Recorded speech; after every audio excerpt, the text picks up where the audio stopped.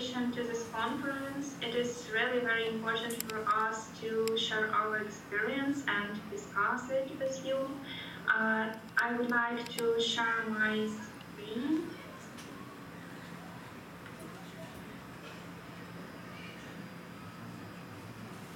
Now you can see it. First of all, I want to say a few words about the Urban Media Archive. It is a part of the Center for Urban History. It is a place for analyzing archival data and rethinking the role of archives in society in general. We explore and seek to develop new ways of evaluating, contextualizing, displaying and applying different archival media and documents. We aspire to unite the community of archivists with historians and the general public. The Urban Media Archive consists of digitized or digital copies of materials from private or institutional collections.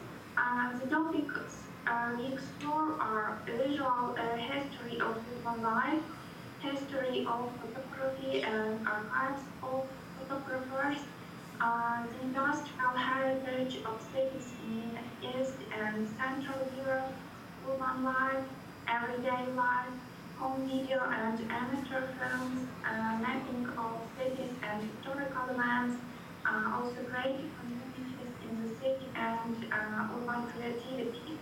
Here you can see our webpage, and I hope you will have this presentation so you can visit our webpage.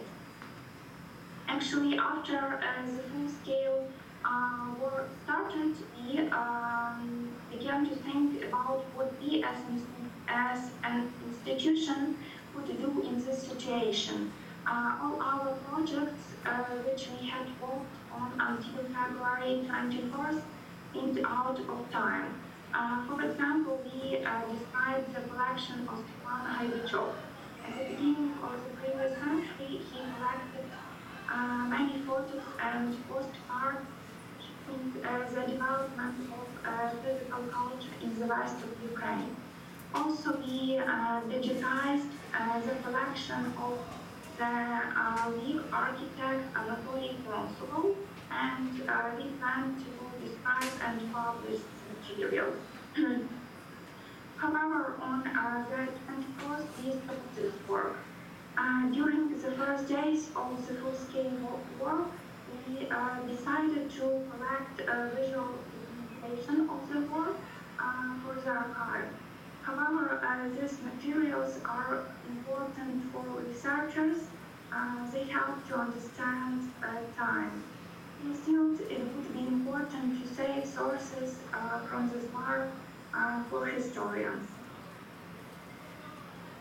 The photos and videos that are created during the war can be evidence for human rights defenders, but in the archives we think of them as sources of information about this war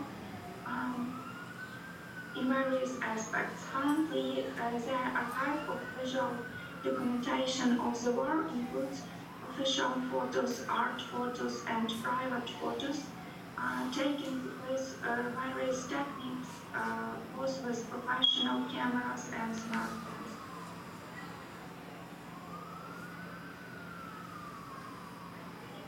From the experience of processing requests from historians, we know that not only photos that go into the news are important for research, but also sources about private life, everyday life, urban life, and cultural events. We started designing this project on February 28th. At the time, we were thinking about ethical questions. We worried if it was ethical to ask people to share photos with an archive for future researchers at a time when our future was under threat. In February and early March, the situation was very difficult and many current issues had to be resolved. It was challenging to think about future. When we were looking for a framework for this archive, we decided we were interested in material showing the changes in private life influenced by the war. This is not a limitation, but a guiding focus that allows the multiplicity of stories to be shown. From this, we worked out different ways of finding materials.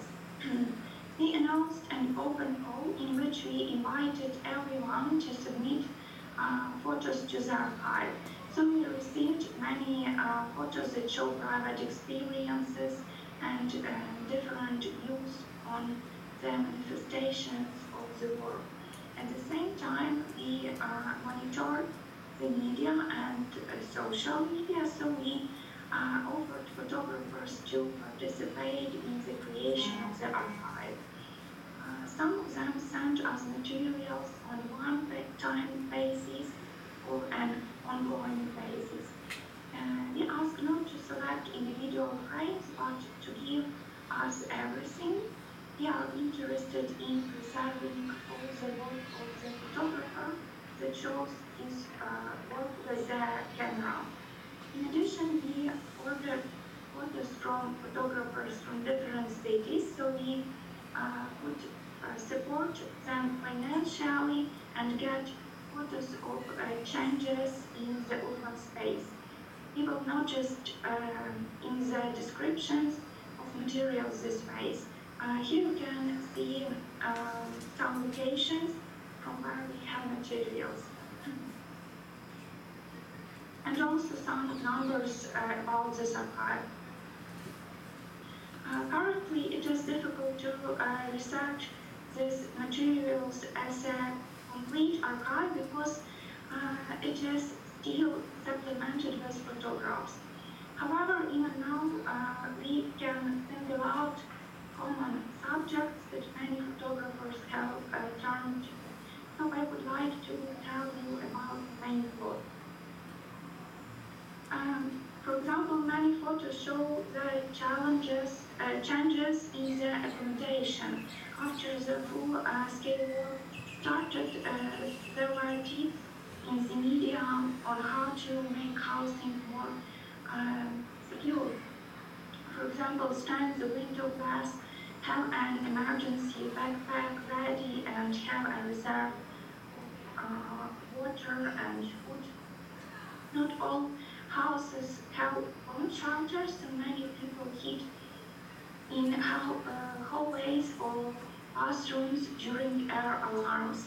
People took pictures of how they spent their time there, reading, having dinner, playing with children, and working.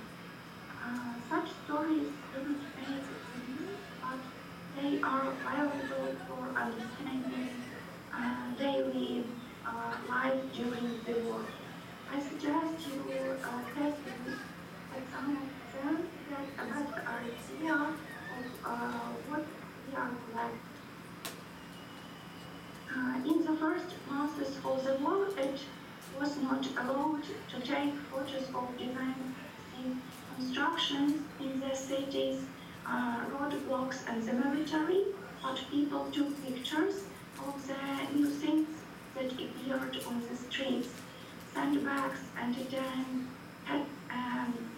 hedgehogs, but along with that there are billboards with Ukrainian slogans, information for IDPs.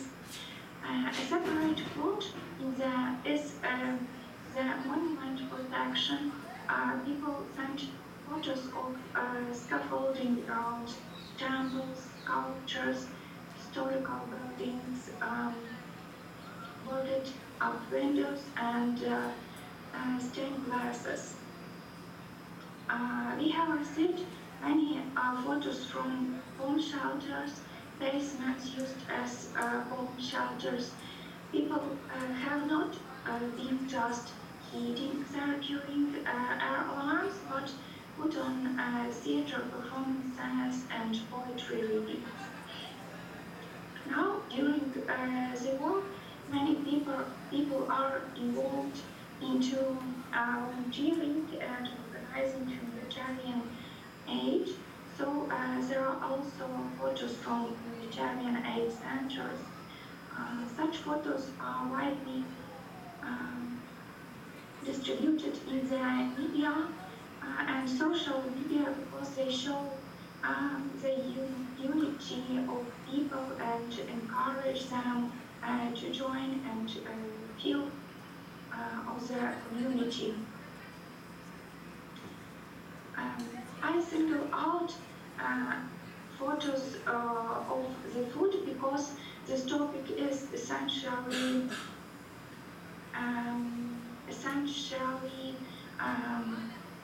attention-grabbing in times of crisis. This was the case during the pandemic and lockdown, during the war as well. Many people worked in volunteer kitchens, sharing food, which was very important because IDPs lived in places where there were no kitchens and many people were on the road for a long time. Food is associated with home, it is a basic need, so these photos also show solidarity and the small initiatives that acted in different conditions. We also have many photos from the field kitchens of the military, which will help in researching the life of military. Now they create a positive image of the army.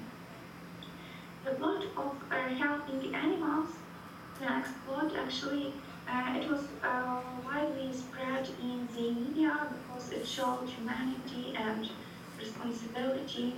Also, the main characters are people in their pets.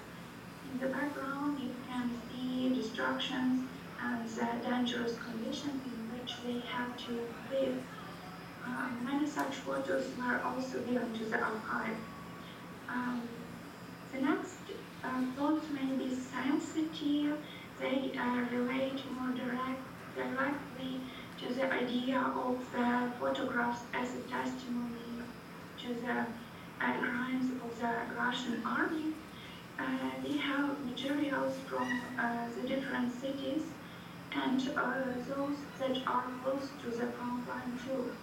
From there, we have photos of destroyed buildings, civilian infrastructure, cemeteries, and traces of hostiles. In order to protect themselves, the residents wrote messages on the houses that civilians and children lived in. Here you can see some of such messages. Also, there are photographs of the symbols of the occupants, the letter Y, and traces of bullets from the cities that were liberated from occupation. Other plots which the authorities ask not to publish on social media are places hit by rockets, places after explosion. Such photos are sent to us too, and you can see them. Photos showing damaged children toys can be singled out as a separate story. These photos have not only a direct meaning, but are more like metaphors. It is crucial to store data about photos, but not only dates and places, but descriptions from the authors. Sometimes it could be difficult to understand the connection between photography and the theme of the work, but the author's comments explain it. For example, the author of this photo, which depicts people in the garden, commented, Sirens are sounding somewhere in the city, but here we can only hear the cut branches fall. The author of another photo from Odessa explains that usually there are many ships in the sea, but during the war there is no traffic on it. And the next photo may look like a gathering of people in the center of the city, but it is an event that draws attention to the stories of children killed during the war. Materials on our archive are the works of artists who wanted to share them. For example, Igor Chepachkov took photographs and asked the heroes to write down their stories. And another photographer took pictures that reflected his emotional state. So it is really very important to take information and explain the context. Gathering these materials, we are creating a system of visual items and data useful for those who want to understand life in Ukraine during the war. Thank you for your attention. I will be glad to hear your comments and to answer your questions. Thank you.